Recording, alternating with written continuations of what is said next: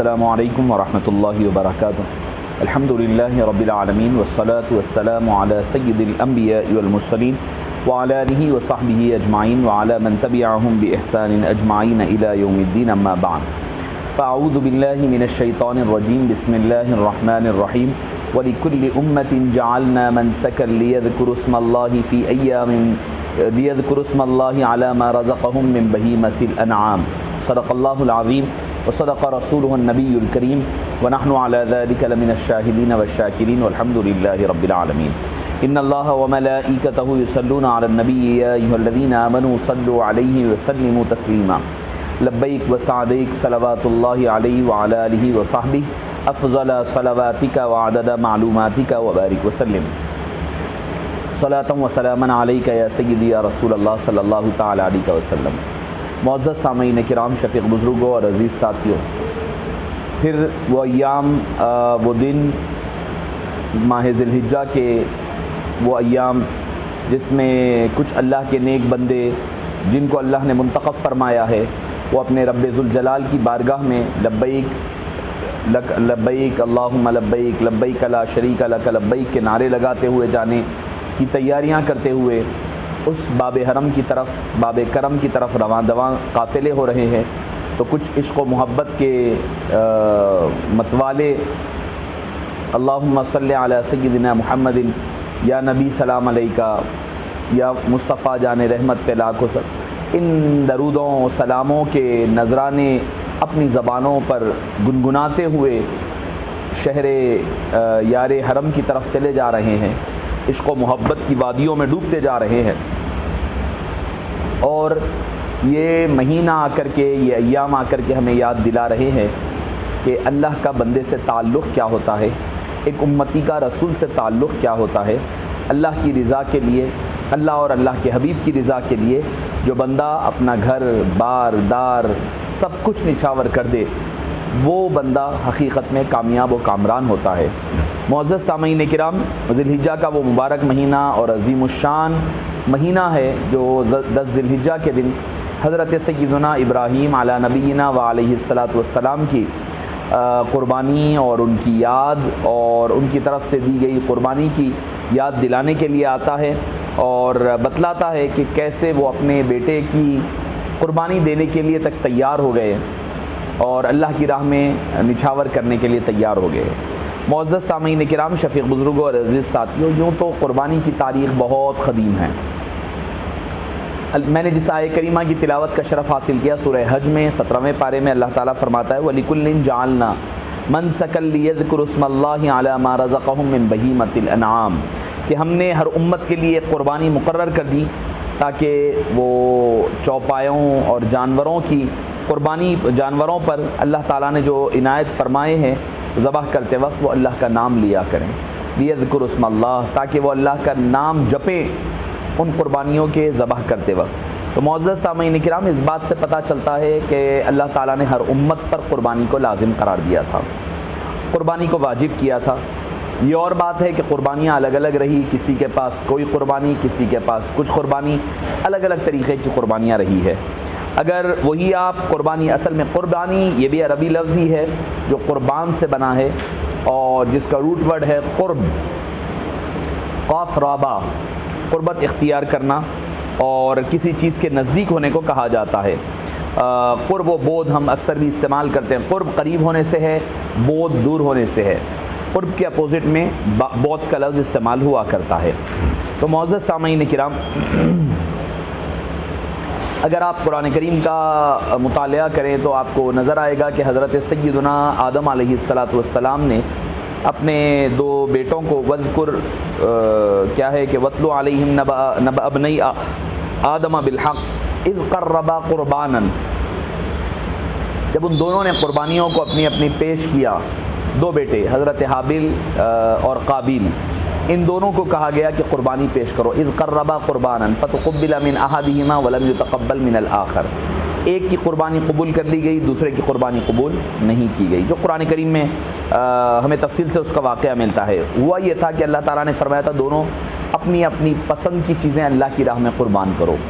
تو قابیل نے ایک کیا کہیں کہ سوکھی ڈالیاں جو وہ زراعت کیا کرتا تھا، بالکل پتلی پتلی سوکھی ہوئی ڈالیاں لا کر کے اس نے پہاڑ پر رکھ دیا، اور حابیل نے اپنے پاس کا جو بہترین جانور تھا فربا جانور لائے اور لا کر کے ذبح کیا، اور ذبح کرنے کے بعد اس کو بھی لا کر پہاڑ پر رکھ دیا گیا۔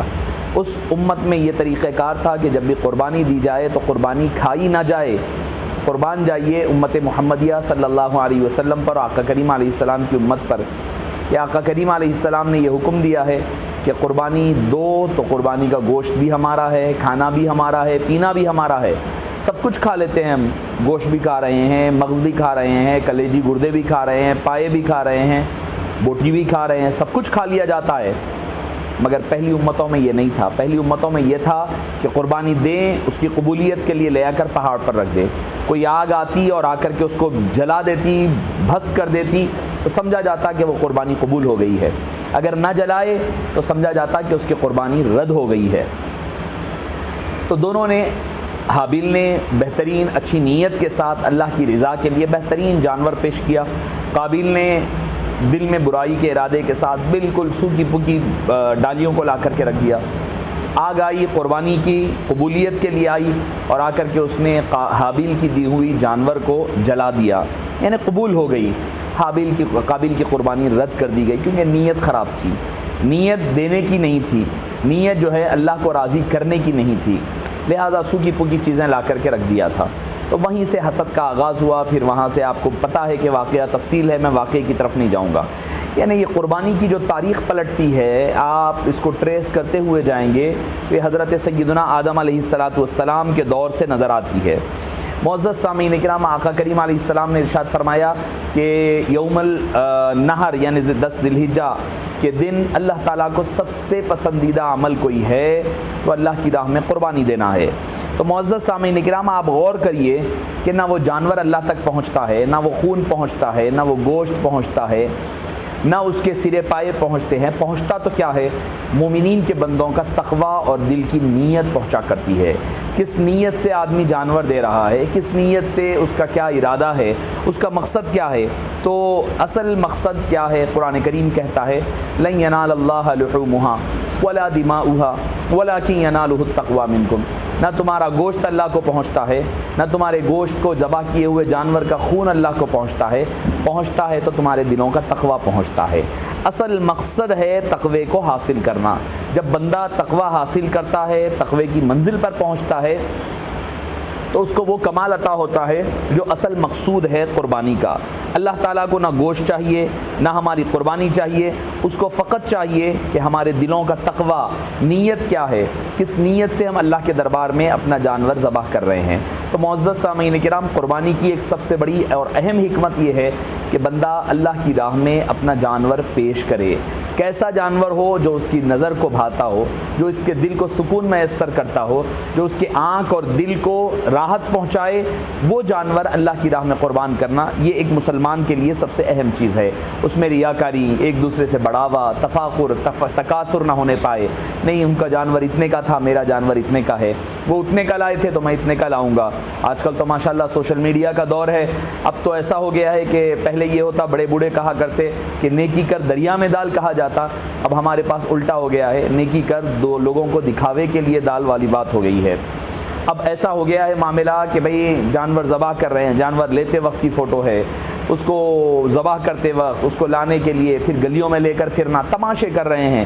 یہ دراصل اللہ کی رضا اس سے حاصل نہیں ہو سکتی۔ یہ شہرت، دکھاوا محض خواہش کی تکمیل کے لیے ہے۔ تو معزز سامعین کرام، اصل مقصد نہیں ہے قربانی کا، مقصد تو یہ ہے کہ آدمی کو تقوی حاصل ہو، یہ خیال رہے کہ آج اللہ کے حکم پر اللہ یہ بھی فرما سکتا تھا کیا کہ بھئی ایک کام کرو، ایک جانور کے پیسے خیرات کرو، کہہ سکتا تھا اللہ تعالیٰ؟ نہیں، اللہ نے پیسہ نہیں کہا، اللہ نے جانور ذبح کرنے کا حکم دیا۔ کیوں کہا؟ کہ پیسہ دینا آسان ہوگا، جب جانور ذبح کریں گے تو آپ لائیں گے، اس سے آپ کو کچھ انسیت ہوگی، آپ جانور اپنے آنکھوں کے سامنے ذبح ہوتا ہوا دیکھیں گے، اس کا بہتا ہوا خون دیکھیں گے، تو یہ بتلایا جا رہا ہے آج جانور مانگا گیا ہے، آج جانور کا خون مانگا جا رہا ہے، کل اگر ضرورت پڑ جائے تو اپنے خون سے بھی اسلام کی بازیابی کے لیے تیار رہا کرو۔ یہ مقصد ہے اصل قربانی کے دینے کا۔ معزز سامعین کرام، اخلاص اور تقویٰ یہ حاصل ہوتا ہے آدمی کو قربانی کے ذریعے سے، اور یہ دونوں اصل اساس ہے اسلام کی۔ تصوف کی اساس یہی ہے، بنیاد یہ ہے کہ بندہ جب تقویٰ اور اخلاص حاصل کر لیتا ہے تو وہ دین، دنیا اور آخرت میں کامیابی کا ضامن بنتا ہے۔ پھر اس کے بعد دیکھا جاتا ہے کہ قربانی میں بندے کی نیت کیا ہے، کس نیت سے دے رہا ہے، جبکہ قرآن تو کہتا ہے کہ اس کی نیت پاک ہے یا نہیں ہے۔ جیسے قرآن نے کہا ان صلاتی و نسکی و محیایا و مماتی للہ رب العالمین، میں دو لوگوں کے دکھاوے کے لیے نہیں کہ لوگ کیا کہیں گے، کتنے کا جانور لائے یہ نہیں سوچیں گے، کیسا جانور تھا، کیا کرر کا تھا، لوگوں کو دکھایا نہ کرا وہ نہیں دیکھا جائے گا۔ اللہ فرماتا ہے ان صلاتی میری نماز، و نسکی میری قربانی، و مماتی و حیاتی و محیایا و مماتی میرا زندہ رہنا، میرا مرنا، للہ رب العالمین، اس ایک واحد رب ذوالجلال کے لیے ہے جو تمام عالموں کا پروردگار ہے۔ تو بندہ جب یہ ذبح کرتا ہے جانور، اس کی نیت یہ ہوتی ہے کہ اللہ کو راضی کرے، اللہ خوش ہو جائے، اللہ مجھ سے راضی ہو جائے۔ اللہ کا حکم تھا، اس نیت کو پورا کرنے کے لیے کہا۔ حضرت سیدنا ابو امامہ رضی اللہ عنہ سے مروی ہے، آقا کریم علیہ السلام نے فرمایا بلا شبہ اللہ تعالیٰ صرف وہی عمل قبول کرتا ہے جو خالص اسی کے لیے ہوتا ہے اور مقصد کے لیے نہیں ہوتا۔ اللہ کو راضی کرنے کے مقصد کے لیے جو کام کرتے ہیں اللہ وہی عمل قبول کرتا ہے، کسی کے نام نمود، کسی دکھاوے کے لیے نہ ہو۔ تو حکمت تقوی کا حاصل کرنا ہے اور اپنی نیت کو خالص کرنا ہے، اپنے اندر تقوی کی صفت کو پیدا کرنا، یہ فلسفہ قربانی ہے۔ قربانی کا جو فلسفہ ہے، اللہ نے کیوں قربانی کو لازم کیا، کیوں حبیب پاک صلی اللہ علیہ وسلم نے ہمیں قربانی کا حکم دیا، یہ اصل بتلانا مقصود ہے۔ اس کے ساتھ ساتھ بندہ جو ہے درس توحید سیکھتا ہے، اللہ کو ایک ماننا، ایک جاننا، ایک سمجھنا۔ اس کو پتہ چلے گا میرا جینا بھی اللہ کے لیے ہے، میرا مرنا بھی اللہ کے لیے ہے، میری نمازیں بھی اللہ کے لیے، میرا روزہ بھی اللہ کے لیے، میری زکوٰۃ بھی اللہ کے لیے، میرا سب کچھ ہے وہ ایک اللہ کو راضی کرنے کے لیے ہے۔ اگر وہ راضی ہو گیا تو بس ساری کائنات اپنی ہو جائے گی۔ سب کو اپنا کرنے والے اس کو اپنا کر کے دے، یہ کوشش ہمیں قربانی کا سبق دیتی ہے۔ قربانی ہمیں یہ سکھاتی ہے کہ سب کچھ جو ہے اللہ کے لیے ہے، اللہ کا دیا ہوا ہے، اللہ ہی کی طرف دینا ہوگا۔ پھر اس کے بعد اتباع، حبیب پاک صلی اللہ علیہ وسلم کی اتباع کا درس دیتی ہے قربانی۔ کیسے کہ ایسا نہیں کہ اپنی مرضی سے کر لو، فرمایا کہ نہیں 10 11 12 3 دن کی قربانی کا دن ہے، انہی دنوں میں کی جائے۔ ایسا نہیں 9 کو کر لیں گے، نہیں اپنی مرضی کے حساب سے 9 کو کر لوں گا، میں 13 کو کر لوں گا، 14 کو کر لیں گا، نہیں 10 11 12 3 دن رکھے گئے، ان 3 ایام میں قربانی دینا ہوگا۔ نہیں میری مرضی کا جانور میں مرغی لا کر دے لوں گا، میں ہرن لا کر کے دے دوں گا، کوئی اور جانور لا کر دے دوں گا، کہا کہ نہیں، بکرا یا اونٹ یا گائے، بیل وغیرہ یہ جانور کی قربانیاں ہوں گی، اسی میں سے آپ کو قربانی دینا ہوگا۔ یہ بتلایا جا رہا ہے حبیب پاک صلی اللہ علیہ وسلم نے ہجرت کے بعد ہر سال آپ نے قربانی دی ہے، اور فرمایا کہ قربانی کرنا میری بھی سنت ہے، میرے جد حضرت سیدنا ابراہیم علیہ السلام کی بھی سنت ہے۔ تو معزز سامعین کرام، اتباع حبیب پاک صلی اللہ علیہ وسلم کا درس دیا جا رہا ہے، بتلایا جا رہا ہے جو طریقے سے آقا کریم علیہ السلام نے قربانی کیسا ذبح کرنا، قرآن میں نہیں ہے آپ کو کیسے ذبح کرے، حبیب پاک کی سیرت میں دیکھنا پڑے گا۔ جانور ذبح کیا جائے، قبلہ رخ لٹایا جائے، پانی پلایا جائے، اس کے حلقوم کو، گردن کو کاٹا جائے، اور اس کے جو ہے سر منڈی کو جسم سے الگ نہ کیا جائے، ساری جو تربیت دی جا رہی ہے حبیب آقا کریم علیہ السلام کی سنتوں کے ذریعے سے بتایا جا رہا ہے۔ پھر حبیب حضرت سیدنا ابراہیم علیہ السلام کی ملت پر، آپ کی سنت پر اتباع ہے۔ تو بتلایا یہ بھی جا رہا ہے کہ یہود اور نصارہ حقیقی طور پر مسلمان نہیں ہے، حقیقی مسلمان کون ہے؟ وہ ہم اور آپ ہے، کہ جو آقا کریم کی سنتوں پر بھی عمل کر رہے ہیں، حضرت ابراہیم علیہ السلام کی سنتوں پر بھی عمل کر رہے ہیں، ان کے بتائے ہوئے طریقہ کار کے مطابق ہم حقیقی براہیمی ہونے کا درس دے رہے ہیں۔ ایک اور اس میں جو فلسفہ قربانی ہے، ایک جو راز اس میں یہ بھی ہے کہ اپنے ظاہری اور باطنی عیوب سے اپنے آپ کو پاک کریں۔ آپ جب جانور لائیں گے تو کیا دیکھتے ہیں؟ کوئی عیب سے پاک ہونا، لنگڑا نہیں ہونا، للا نہیں ہونا، آنکھ گئی ہوئی نہیں رہنا، سینگ ٹوٹے ہوئے نہیں رہنا، یعنی بے عیب جانور ہونا۔ تو بتلایا جا رہا ہے اپنے عیبوں کو بھی صاف کیا کریں۔ جانور ذبح کر رہے ہیں، ذبح کرتے وقت اپنے نفس کو بھی ذبح کریں، خالی جانور ذبح نہیں، نفس کو بھی کاٹا جائے اور روکا جائے. بتلایا جا رہا ہے یوم لا ينفع مال ولا بنون الا من اتى اللہ بقلب سلیم. مال و اولاد کام آنے والی نہیں. اس دن جو کام آئے گا اس دن صرف اللہ قلب سلیم کام آنے والا ہے.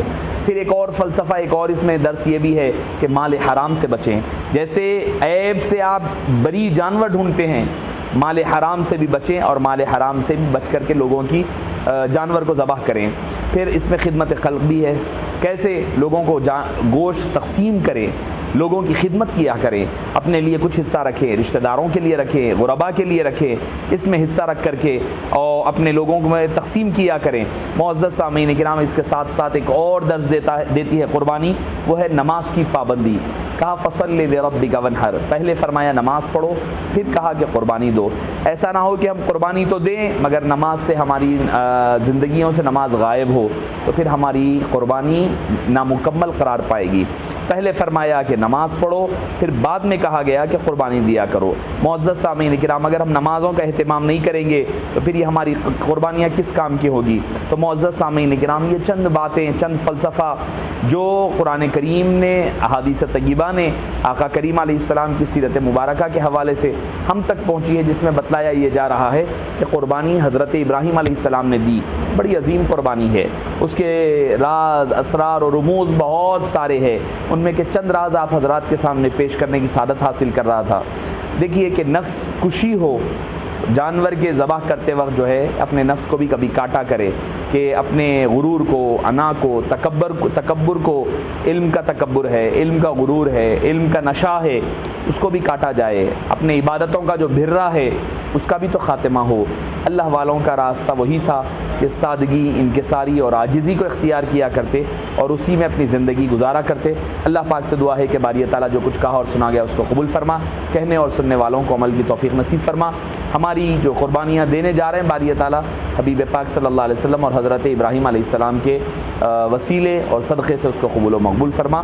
وصلی اللہ تعالیٰ وسلم علی خیر خلقہ سیدنا محمد وعلی آلہ وصحبہ اجمعین والحمد للہ رب العالمین.